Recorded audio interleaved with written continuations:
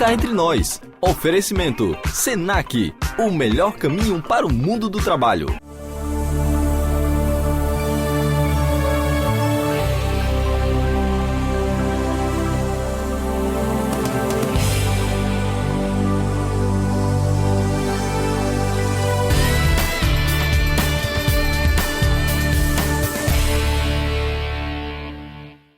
Olá, sejam todos muito bem-vindos à RCTV, Rede Correio de Televisão, canal 27 da NET Digital.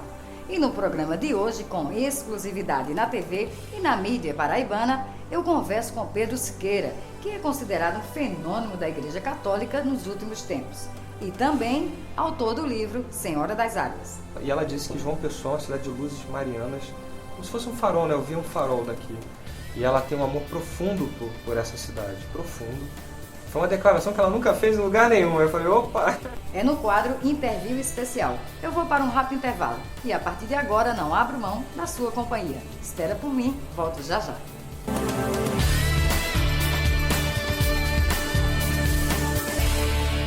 Para chegar fácil ao mundo do trabalho, o seu caminho tem que ter educação profissional de qualidade.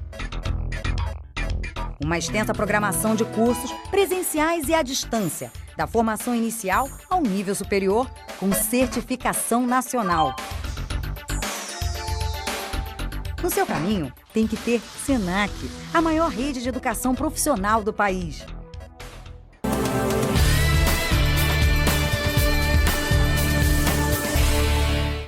E o Cá Entre Nós está de volta. Ele é carioca, torcedor do Fluminense, trabalha na Advocacia Geral da União, é professor de Direito, casado, tem um filho, adora animais e tem como hobby viajar e praticar jiu-jitsu. Mas o detalhe que o diferencia dos milhares de brasileiros inseridos nesse contexto é o fato de Pedro Siqueira se comunicar com anjos, santos e Nossa Senhora, ou melhor, ser o escolhido da Virgem Maria para ser seu mensageiro aqui na Terra. E com o terço na mão e fé no coração, ele arrasta multidões, não só no eixo Rio-São Paulo, mas também em várias cidades brasileiras. E em João Pessoa não foi diferente. Sábado passado, dia 26, numa iniciativa de Selma Dias, ele esteve em João Pessoa para o encontro de louvor e oração a Nossa Senhora, que aconteceu na Igreja Santa Júlia, e também para a noite de autógrafos do seu livro Senhora das Águas, que, segundo suas palavras, escreveu a pedido de Nossa Senhora. Pedro Siqueira já foi entrevistado de programas em rede nacional, como Marília Gabriela, Sem Censura, Xuxa, Ana Maria Braga e diversos programas de rádio. E na Paraíba, com exclusividade para o Cá Entre Nós, você vai saber um pouco mais desse jovem mariano que se comunica com a Virgem Maria e já teve o privilégio de ver a sua face. Confira.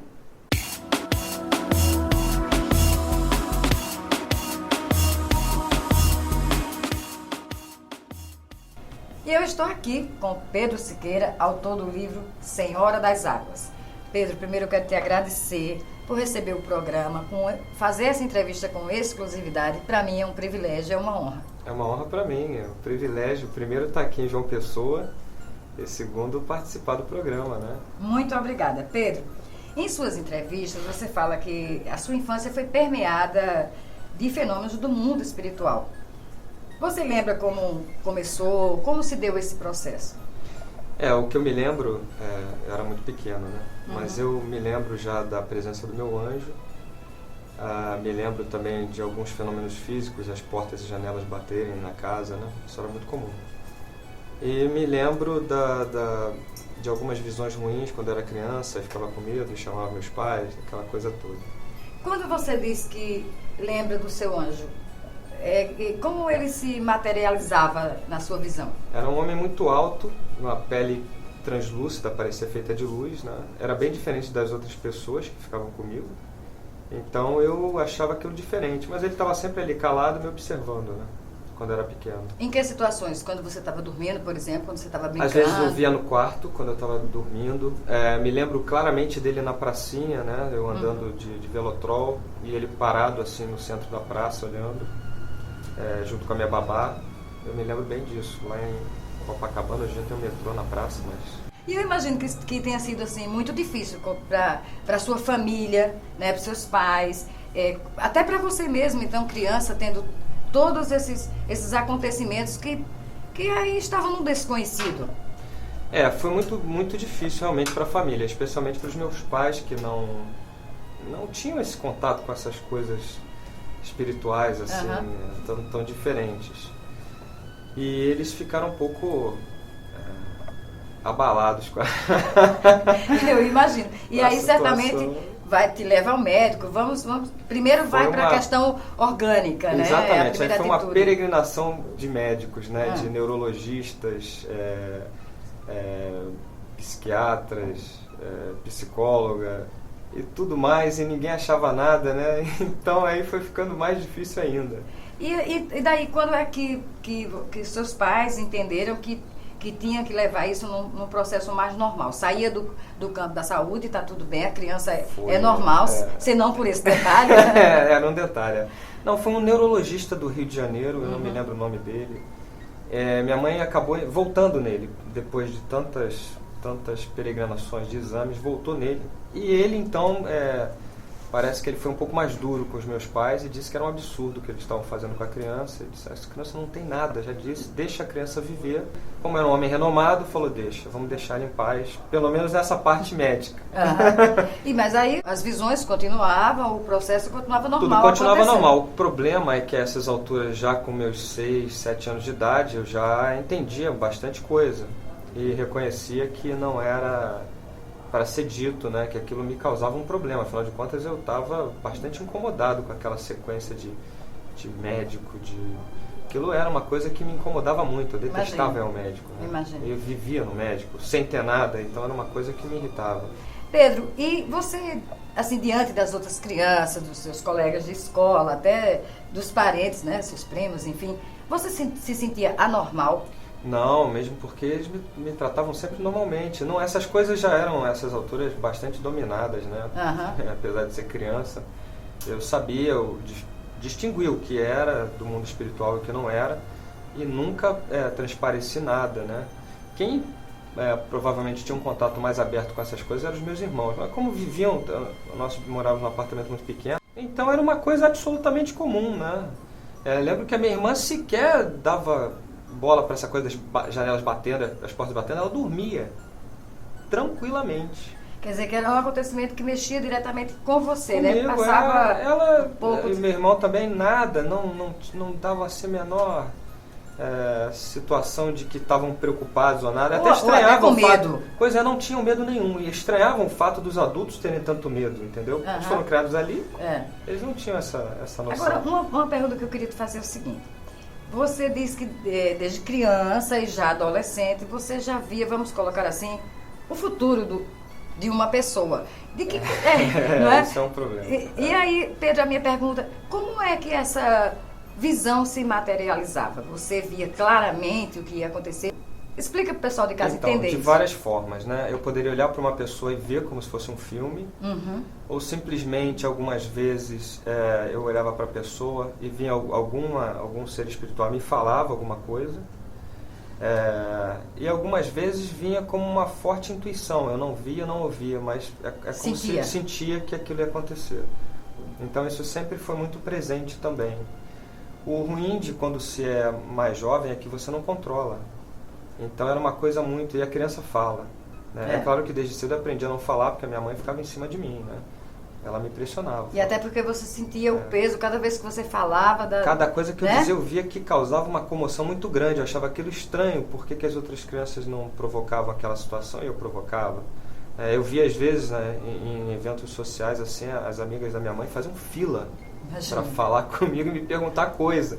Era uma coisa estranha, né? Para uma criança, era estranho. E dentro dessa mesma linha, com 22 anos você assume publicamente o seu dom, certo? E aí a minha pergunta é, Pedro, você já tinha consciência do que o seu dom profético, uma vez exercitado, consequentemente mexeria com uma multiplicidade de sentimentos do outro?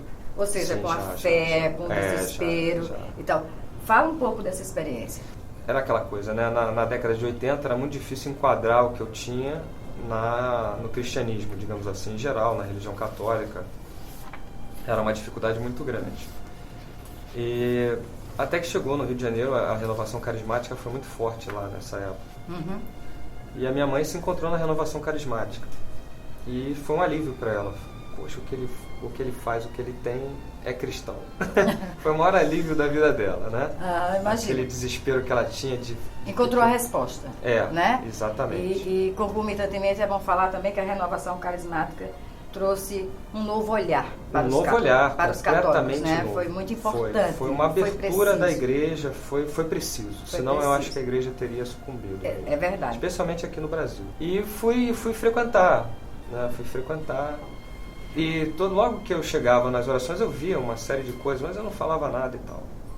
Quando chegou perto dos 20 anos, assim, 21, 22, tinha lá uma senhora muito amiga da minha mãe, que é daqui da Paraíba, a Maria do Rosário, que tinha um grupo de orações lá no Rio de Janeiro. Ela morava lá, morava aqui, aquela coisa.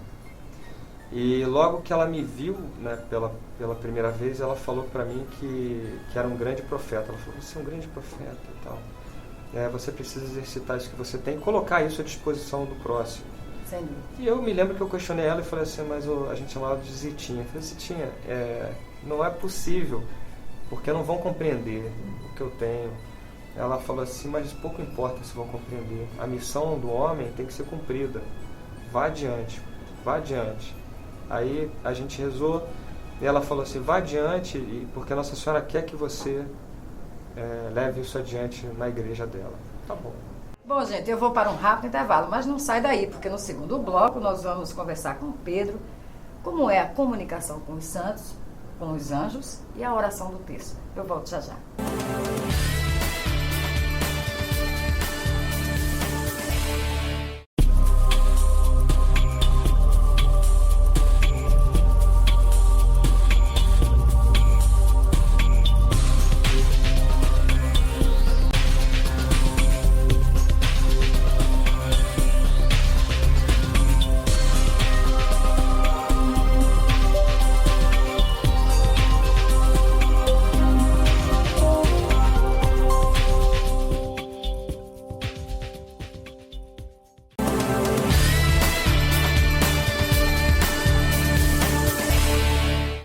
Entre Nós está de volta e eu continuo conversando com Pedro Siqueira, autor do livro Senhora das Águas e que se comunica também com Nossa Senhora. Aliás, Nossa Senhora o escolheu para ser seu mensageiro. Pedro, você se comunica com os santos e também com os anjos. Como é esse contato? E vale aí para os santos e para os anjos. Eu gostaria que você explicasse, pessoal de casa, como é essa comunicação celestial, vamos colocar assim. Pois é, os santos é um pouco diferente porque foram homens como nós, né? Uhum. São seres iluminados, lógico, né? Homens que ganharam, digamos assim, a coroa dos céus, né? Mas eram homens como nós. Então, mas como nós, assim, fisicamente, você está falando, corpóreos, você os vê de forma corpórea? Sim, eu os vejo de forma corpórea, né? Normalmente um pouco transparentes, com bastante luz. Mas, eventualmente, os vejo como estou vendo você agora. Como foi São Francisco de Assis, na primeira vez que eu vi. Como foi a primeira vez que eu vi? Foi em Assis, na Basílica. Nós íamos participar de uma missa, um grupo brasileiro. Uhum. O reitor da Basílica era de Santa Catarina. E perguntou se a gente não queria fazer a missa, então, numa sala de pedra que fica abaixo da terra, embaixo da Basílica, onde João Paulo II havia feito o encontro mundial com os líderes do mundo, em 1986, se não me engano. E esse ano não era 86, era 99, mas estava lá tudo como havia sido preparado para o João Paulo II, e nós quisemos, lógico. E então fomos para essa missa. E eu me lembro que era tudo de pedra e na hora da elevação, que o padre eleva o corpo e o sangue, eu me ajoelhei no chão de pedra. A missa estava muito emotiva, né? As pessoas estavam muito concentradas, emocionadas de estar ali. Realmente é uma energia muito forte lá dentro. As pessoas tocadas e tudo, todo mundo de joelhos. Eu ajoelhei e abaixei a minha cabeça. Eu estava um pouco cansado, né? Porque era muito cedo. E a gente vinha numa peregrinação muito intensa pela Itália. Eu estava bastante cansado, então eu abaixei assim, um pouco, me distraí quando eu sinto uma mão me tocar assim. Aí eu não abri o olho e falei assim, não é possível, na hora da elevação alguém me cutuca, que é isso? né? Fiquei indignado, falei, que falta de respeito, não vou nem responder. E você tá de olhos fechados? Olhos fechados, falei, não vou nem responder, foi aqui do meu lado direito. Aí a mão pegou e me segurou e me apertou o braço. Aí eu falei, pô, muito abusado, né? Aí abri o olho assim pra brigar, pra dar uma bronca, né? Quando eu abri o olho, tinha um homem baixo, muito magro, assim, a cara era uma ossatura, e uns olhos negros amendoados, assim, muito profundos, e um sorrisão, assim, pra mim, né, os cabelos negros aqui, vestido de cinza, com um saco cinza. Ajoelhado, ele me olhava e sorria, assim, pra mim.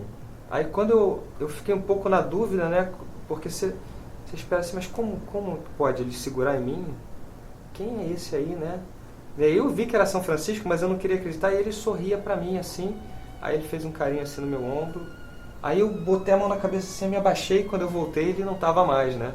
Aquilo me abalou profundamente. Primeiro porque era São Francisco. Segundo porque ele me segurou fisicamente. Porque você sentiu o toque? Eu nunca tinha sentido nenhum santo me aparecer para me sentir o toque físico, né? Físico. E nunca mais me esqueci dessa cena. Desse dia em diante ele sempre tem aparecido para mim, me ajuda a fazer o texto. E tem outros santos também? Tem. Os que mais me aparecem são São Francisco, Santa Rita de Cássia, Santo Antônio, São Jerônimo e Padre Pio. São os 5 que estão mais presentes na minha vida, né? Inclusive me dizem coisas, chamam minha atenção. São Jerônimo é bastante ranzinhos, assim, ele é muito durão. E todos eles você já teve essa experiência de ver de forma corpórea? Vejo de forma corpórea, mas assim, me tocar fisicamente dessa forma densa foi só São Francisco. Pedro, e aí na questão do anjo? Porque antes se imaginava o anjo de asas, aquele anjo celestial. Hoje já se sabe que o anjo vem de forma corpórea, ele vem... Até você pode ser um anjo na minha vida, Selma Dias é um anjo na minha vida. Exatamente, tem uma coisa muito interessante dos anjos, tem uma coisa interessante. Eu até faço a brincadeira no livro, né, da menina que pergunta sobre as asas dos anjos pro pai, né? E o pai, sei lá, nunca vi anjo, como é que eu vou saber se tem asa ou não tem asa, aquela coisa. Porque ela via sem asas, né, como eu via sem asas. E, na verdade, os anjos, como são os seres de luz, são seres angélicos, diferentes dos homens, eles podem assumir a forma que eles quiserem. Então, provavelmente, por algum motivo, não sei, eles aparecem para mim dessa forma, sem asas, né? Com essa pele de luz, é bem diferente dos santos, muito diferente da gente, são diferentes, mas nunca vi de asas. Mas lembro de Dom Bosco, cujo anjo aparecia na forma de um grande cachorro negro para defendê-lo, se materializava como um cachorro negro. Lembro do Padre Pio, que o anjo dele às vezes aparecia como um bebezinho de asas, né? Coisa interessante. Então eles podem assumir da mesma forma como o demônio pode assumir diversas formas. Isso é verdade. São angélicos também. É verdade. Só que caídos. Totalmente. E quando se levanta é para cair de novo. A gente espera que sim. Não, eu tenho certeza. Pedro, na Bíblia, em Marcos 16:15, diz o seguinte, está escrito que Jesus disse, ide e pregai o evangelho a toda criatura.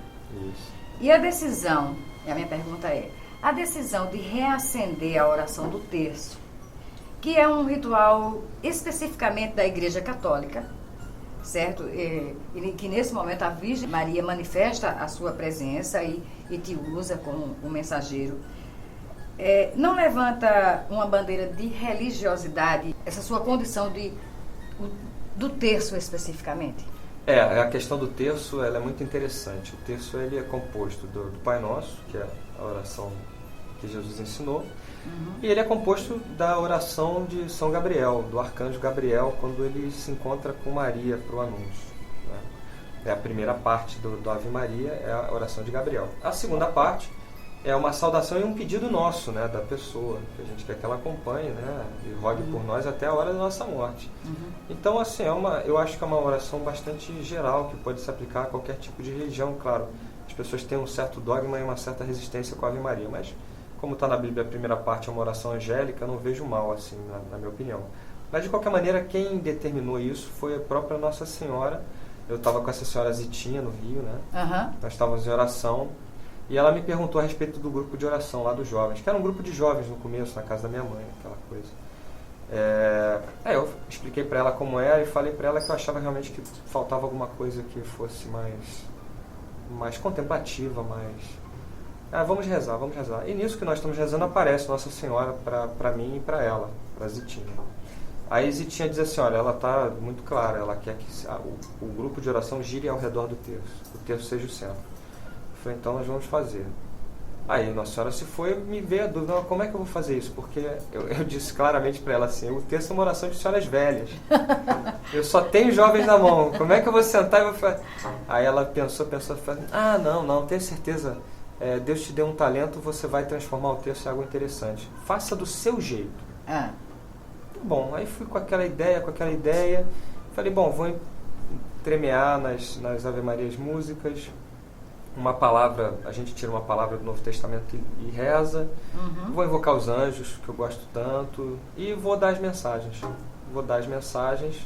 Se Nossa Senhora aparecer para dizer algumas mensagens como ela tinha dito ali, né, seria ótimo, se não, meu anjo daria as mensagens, ou o Espírito Santo dá as mensagens, ou algum santo vem e me ajuda. Eu não tinha essa preocupação, falei, isso vai funcionar bem.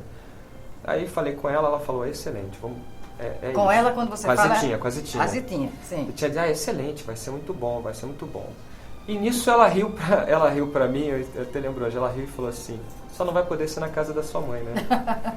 Aí eu falei, por quê? Não vai caber não. Eu falei, não, cabe, grande. Aí ela riu de novo e falou, tá bom. Aí na semana seguinte já não coube mais. Nós fizemos isso uma vez. Na semana seguinte, a minha mãe teve que abrir as portas e o hall dos elevadores ficou cheio de gente. Minha mãe ficou nervosa com aquela situação. Imagina.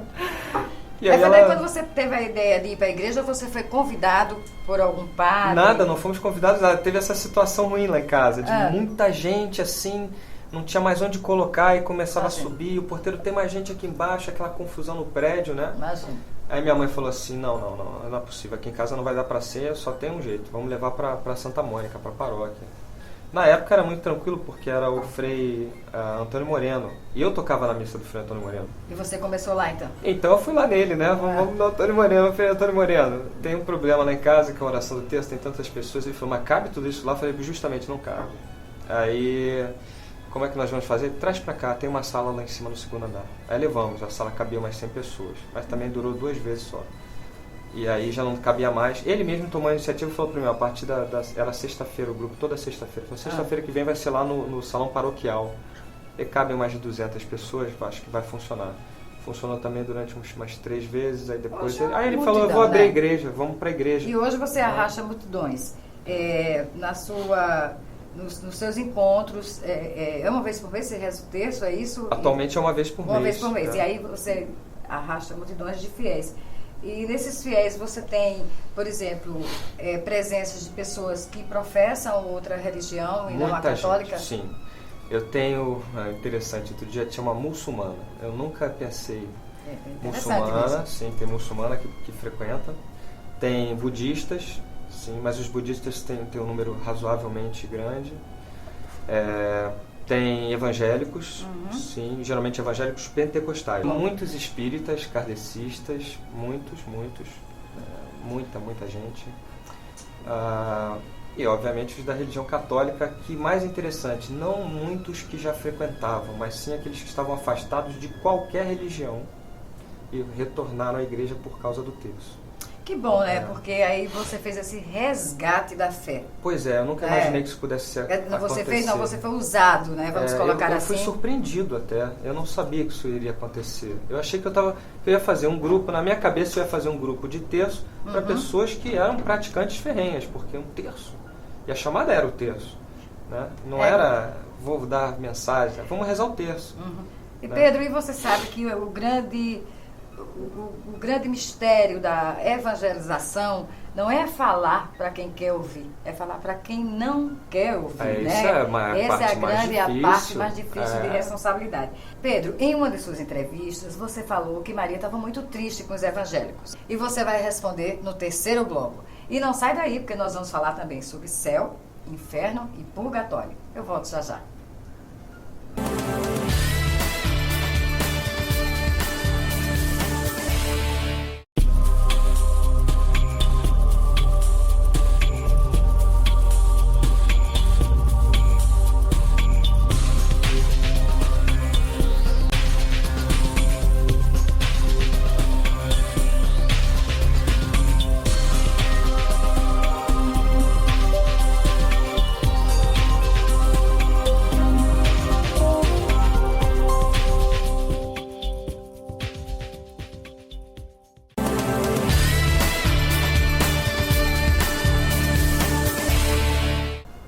E o Cá Entre Nós está de volta. E eu continuo conversando com Pedro Siqueira, autor do livro Senhora das Águas, e que também vê e se comunica com Nossa Senhora.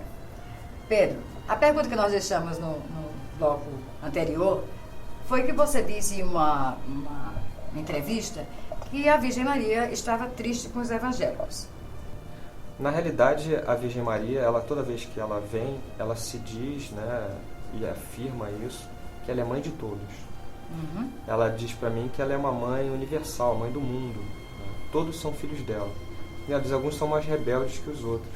E eu fico muito triste como mãe quando eu sofro alguns ataques, especialmente na minha maternidade, foi o que ela disse. E aí eu falei, bom, ela tem toda a razão, né? Mas obviamente que não são todos, né? Ela não generalizou, não. Isso era uma coisa pontual, né? Porque tem vários que frequentam lá, então... Não... Pois é, como a gente falou anteriormente, que vão lá... Muita gente. Em Belém também, no texto de Belém do Pará, muitos evangélicos lá, quer dizer... Não, e certamente, incontestemente, ela é a mãe de todos nós. E assim como o filho dela perdoa o tempo da ignorância, ela também perdoa. Não, ela perdoa. Não é? Ficar um pouquinho chateada é normal, né? Eu acho tão interessante, Pedro, a maneira como você fala. Primeiro você fala com uma naturalidade e quando você coloca as palavras da Virgem Maria, também vem com essa, como se ela estivesse aqui conversando, oi, bom dia, pois é. Então, essa naturalidade é realmente contagiante. Pedro, o teu dom permite vislumbrar as dimensões do mundo espiritual. E você já disse em algumas entrevistas que algumas vezes ou diversas vezes você foi transportado para esse universo que cá entre nós permeia o imaginário coletivo. Né? Como é, Pedro, o céu, na sua visão, como é o inferno e como é o purgatório? Pois é, o céu eu confesso que não vi. Mas o que eu vejo é que o purgatório ele é dividido em graus. Existem graus de purgatório. Existem purgatórios muito mais duros, e purgatórios mais próximos do inferno, e purgatórios mais próximos do céu, que são uma beleza. É uma dimensão intermediária. São dimensões, não existe purgatório onde você coloque todo mundo junto ali, não existe isso. Porque cada um tem que cumprir a sua pena, né? Cada um tem que pagar suas dívidas, de uma forma pessoal, individualizada e sob medida. Então não faria sentido mesmo ter um para todo mundo, seria injusto. Mas como fisicamente falando? Então, fisicamente se assemelha muito ao nosso mundo, se assemelha.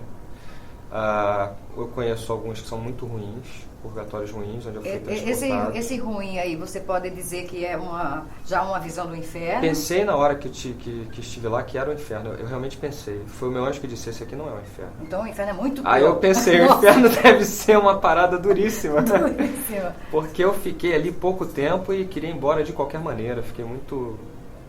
É um sofrimento muito grande, é uma dor horrível.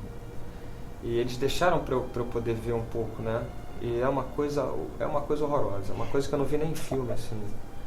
Não, ninguém... Pedro, e o purgatório? Aí todo mundo está preocupado em saber essa resposta, Então, o purgatório, né? Tem vários níveis. Eu vi purgatórios belíssimos. Belíssimos como? Tem casa, tem edifício? Não. Varia bastante de acordo com o purgatório, algumas cores também. E a própria natureza do purgatório, digamos assim, árvores, lagos, eles têm um brilho diferente também. As luzes também são diferentes de acordo com o purgatório que se está. Quanto mais alto, mais luz é presente, eu vejo. É muito mais iluminado, as coisas parecem feitas de muito mais luz. Né? Mas são paisagens, são campos. Há casas, algo parecido com casas, né? Cujas paredes brilham luz onde as pessoas ficam. Né? Ninguém está lá ocioso, está todo mundo trabalhando, todo mundo fazendo alguma coisa, né? Em prol do mundo espiritual. Né? Ô Pedro, quando você foi por diversas vezes transportado para este lugar, você entende o porquê? Não, eu fui, todas as vezes eu fui pego de surpresa, né? Eu ia dormir, é normal acontecer do meu espírito se deslocar e sair, mas para esses lugares eu nunca, não havia pensado nessa hipótese. Então o que acontece é que eu estou já num estado de sonolência profundo, né? E eu sinto aquele tranco, aquele puxão. E quando eu, digamos assim, abro o olho para perceber onde eu já estou nesse lugar, né? E sou recebido por alguma pessoa de lá. E a pessoa me explica, olha, você veio aqui para ver como nós vivemos aqui e tudo. e vamos dar uma volta e tal. São pessoas já santificadas, com certeza, de muita luz, e me mostram um lugar, né? Às vezes, nos lugares piores, eu peço a presença do meu anjo, porque eu não gosto de caminhar ali sozinho, acho que dá um pouco de preocupação. Vai que me deixam lá, né? Não, por enquanto não. Primeiro que você não merece, se você tem uma missão ainda longa aqui na Terra. Bom, você tem uma ideia aí, o céu você nunca viu. Não, o céu deve ser uma coisa maravilhosa, eu não vi. Vi algo assim, com uma distância mais curta do céu, mas o céu não. E já era uma maravilha. Eu pensava, se eu pudesse ficar aqui, né, depois que eu morrer, como o apóstolo João, né, bem. que teve em Apocalipse, viu, né? a visão do céu. Que beleza, né? Ele conseguiu ver, então imagino que seja uma coisa... E do inferno, você já sabe que aí já...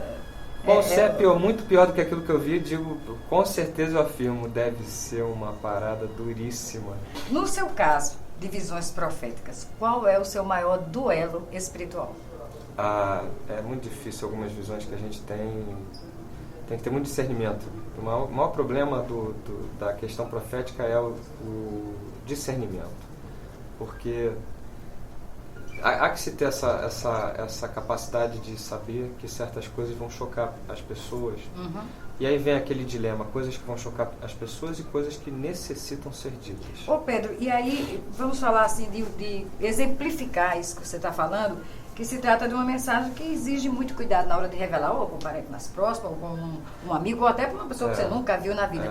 Você cite alguns exemplos exatamente dentro desse duelo que nós estamos falando. As questões de morte, de doença, são questões muito duras, né? Que eu tenho tido muito cuidado. Né? Quando eu era mais jovem não tinha muito cuidado não, mas eu via o estrago que fazia. E causava uma coisa estranha, porque aí o evento acontecia, a pessoa ficava revoltada, era uma coisa muito ruim. Então eu tenho tido esse cuidado, né? Mas algumas coisas de avisos, digamos assim. De avisos eu acho que por mais duro que seja, é preciso ser dado, porque a pessoa tem uma chance de mudar, né? É que, digamos assim, 90% dos casos as pessoas não conseguem reverter por culpa delas.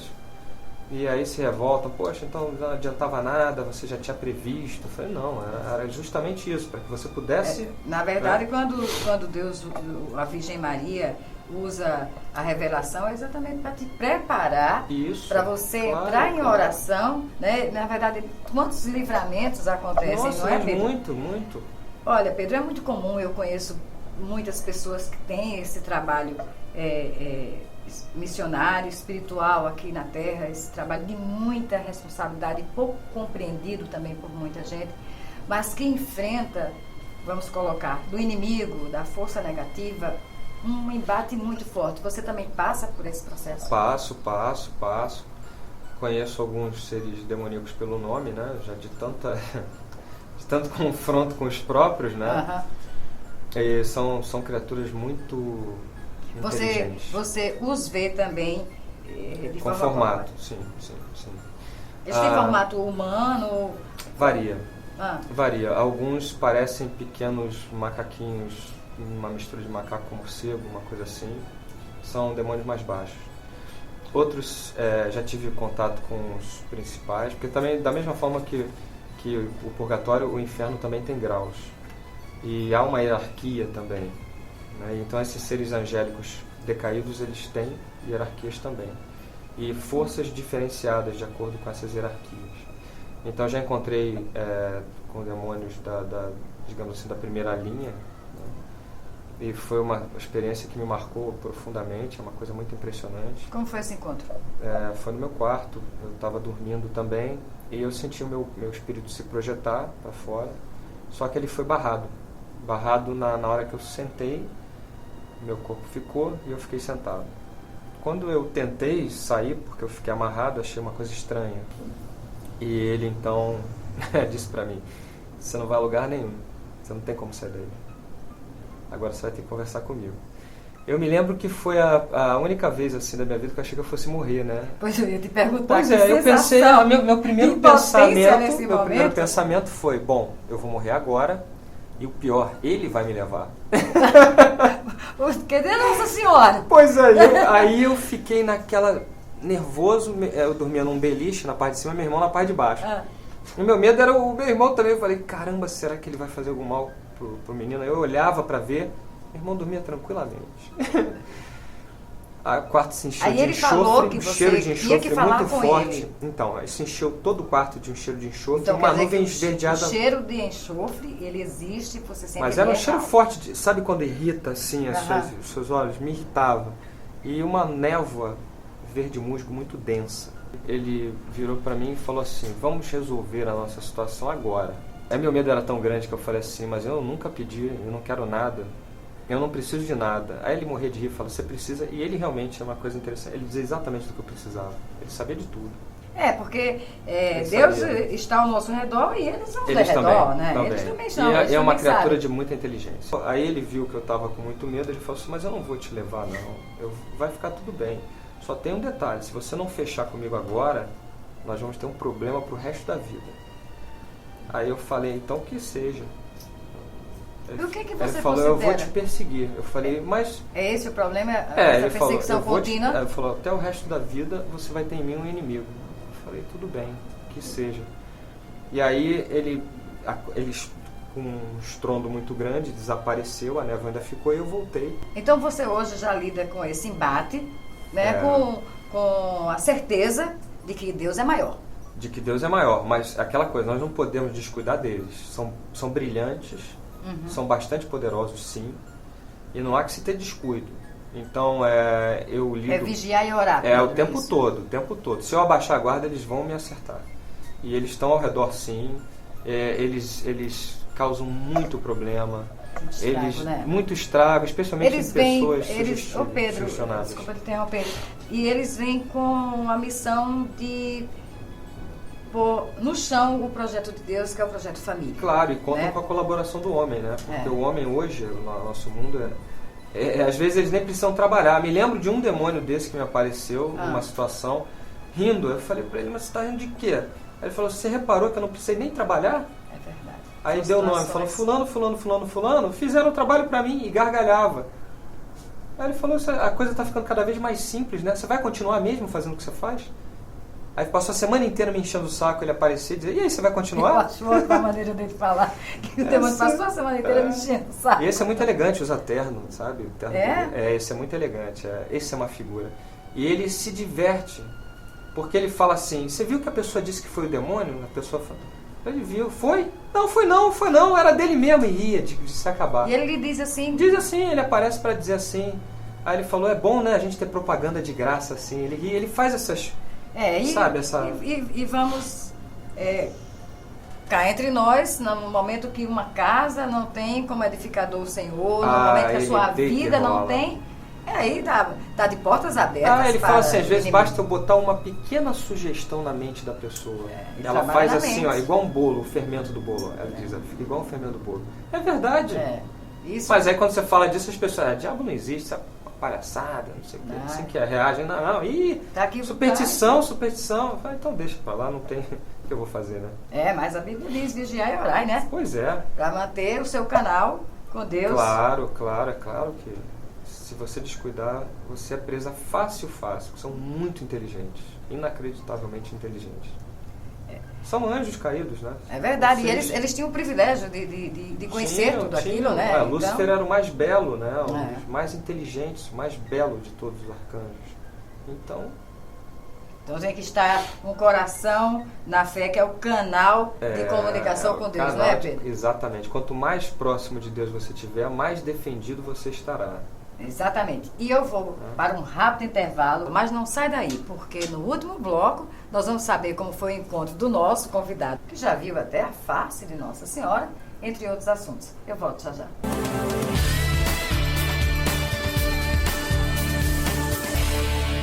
Para chegar fácil ao mundo do trabalho, o seu caminho tem que ter educação profissional de qualidade. Uma extensa programação de cursos presenciais e à distância, da formação inicial ao nível superior, com certificação nacional. No seu caminho, tem que ter SENAC, a maior rede de educação profissional do país.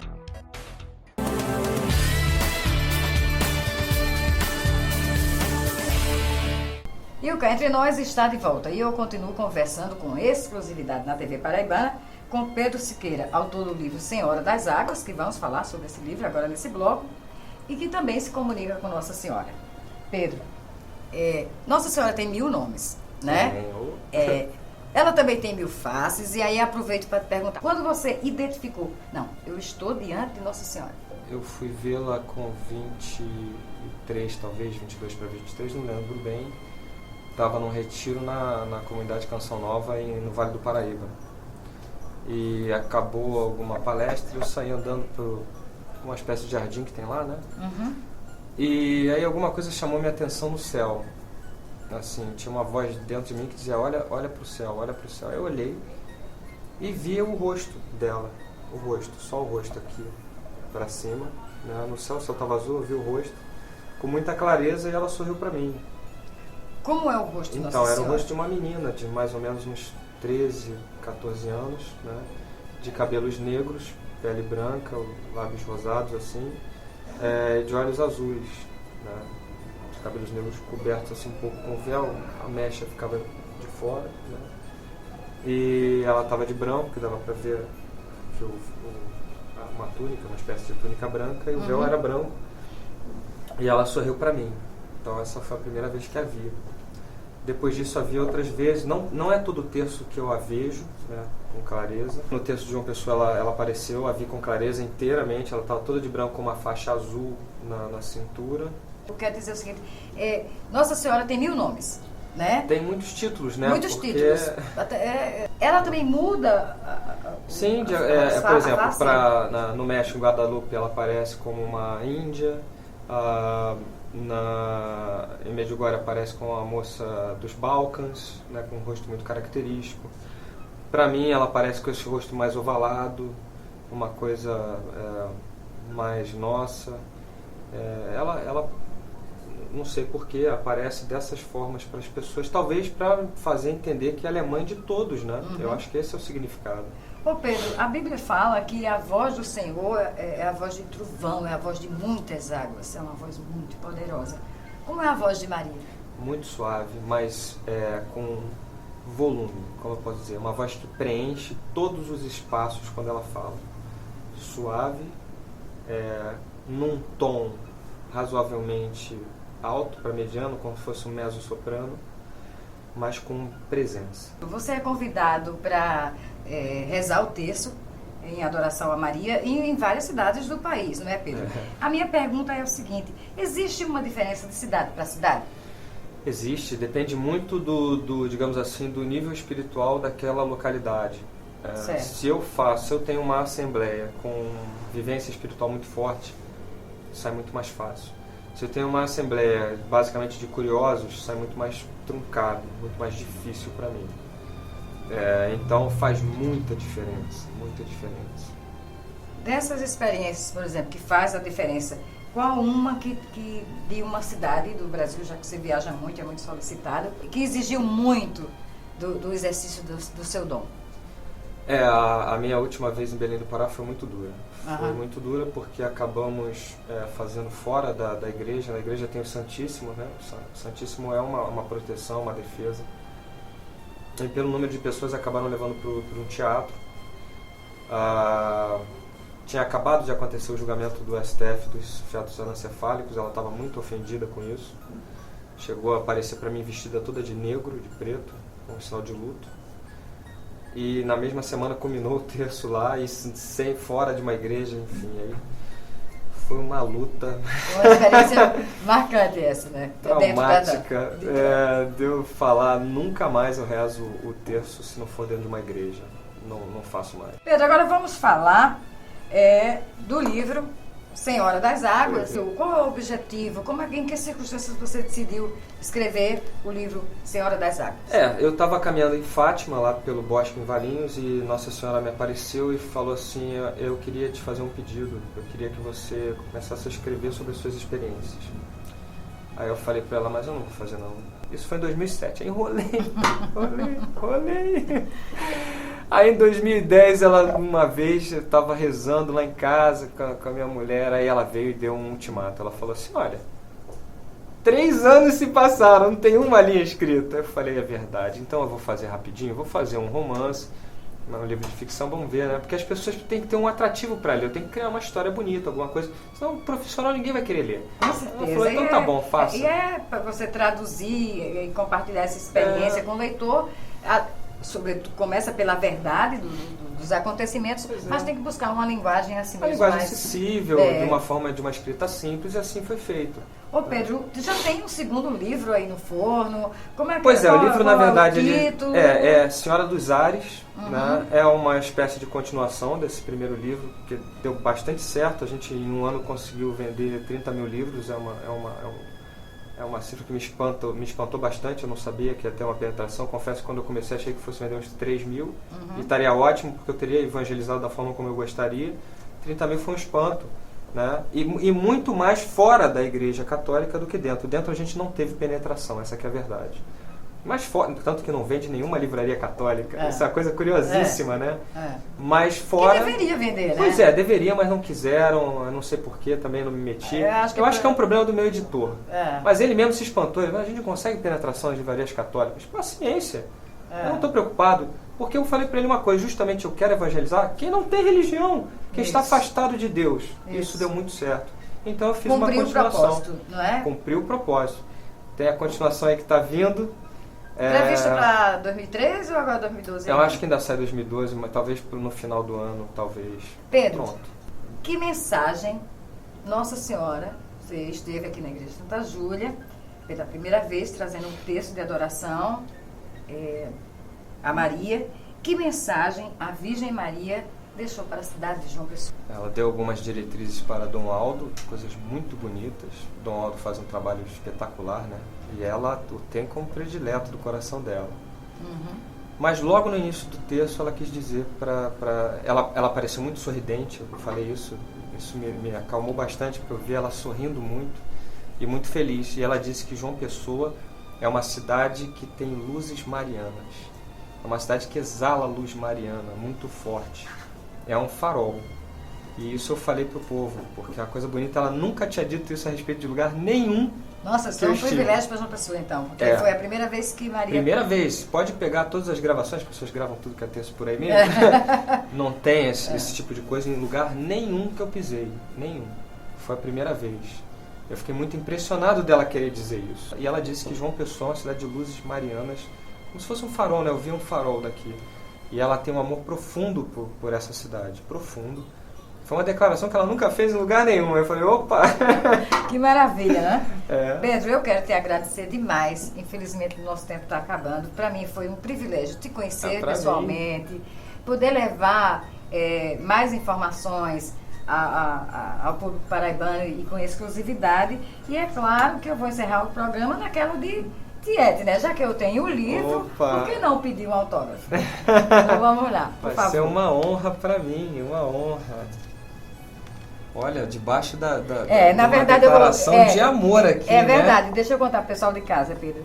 Eu pedi, nem imaginava entrevistar Pedro Siqueira, e pedi ao meu filho no Natal de presente esse livro. E ele comprou em Minas, que aqui não tinha encontrado. E aqui está a declaração do meu filho, e logo abaixo o autógrafo aqui do autor. João Pessoa, cidade abençoada. Amém. Querido, muito obrigada. Que Deus te abençoe. Que você continue nessa missão maravilhosa. E quem sabe a gente se encontra por aí no Rio de Janeiro ou quando você retornar. Tá convidada. Eu quero ir lá no Rio de Janeiro conhecer o seu trabalho. Isso, tem que ir para um terço. Tem que ir para um terço. Muito obrigada. Muito obrigada mesmo. Obrigado.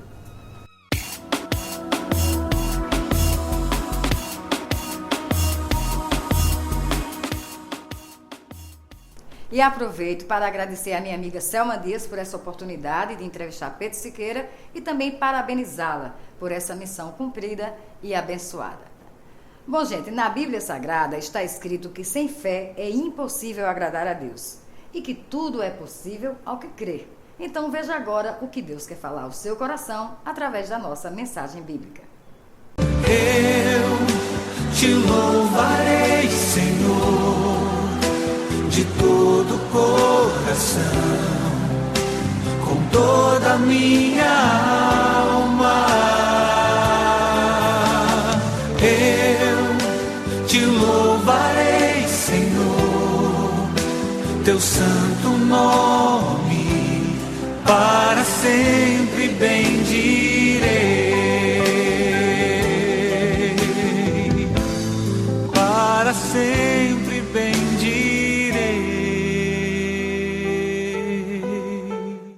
E a gente se vê na próxima terça-feira, às 22 horas, aqui na RCTV. Uma TV feita do seu jeito e pra você. Até lá, se Deus quiser. Tchauzinho.